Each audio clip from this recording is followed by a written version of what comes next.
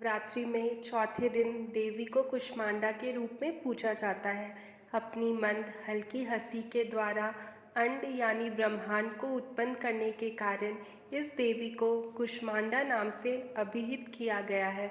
जब सृष्टि नहीं थी, चारों तरफ अंधकार ही अंधकार था, तब इसी देवी ने अपनी ईषत् हास्य से ब्राह्मण की रचना की थी। इसीलिए इसे सृष्टि की आदि स्वरूपा तथा आदि शक्ति कहा गया है। इस देवी की 8 भुजाएं हैं, इसीलिए अष्टभुजा कहलाई। इनके 7 हाथों में कर्मश, कमंडल, धनुष, बाण, कमल, पुष्प, अमृतपूर्ण कलश, चक्र तथा गदा है। 8वें हाथ में सभी सिद्धियों और निधियों को देने वाली जप माला है। इस देवी का वाहन सिंह है और इन्हें कुम्हड़े की बलि प्रिय है।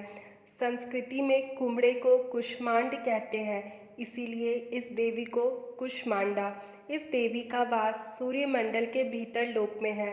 सूर्य लोक में रहने की शक्ति क्षमता केवल इन्हीं में है, इसलिए इनके शरीर की कांति और प्रभा सूर्य की भांति ही दैदीयमान है।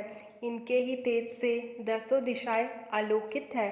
ब्रह्मांड की सभी वस्तुओं और प्राणियों में इन्हीं का तेज व्याप्त है। चंचल और पवित्र मन से नवरात्रि के चौथे दिन इस देवी की पूजा आराधना करना चाहिए।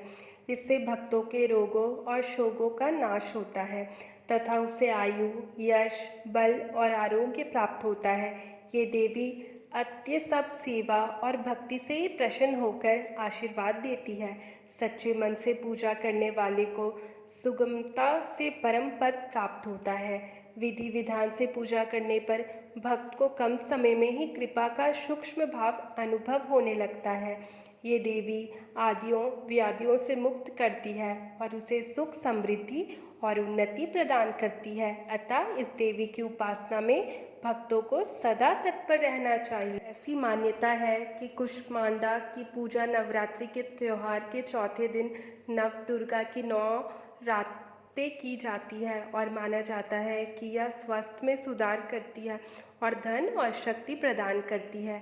देवी कुष्मांड के 8 हाथ है, इसीलिए उन्हें अष्टभुजा देवी के नाम से भी जाना जाता है।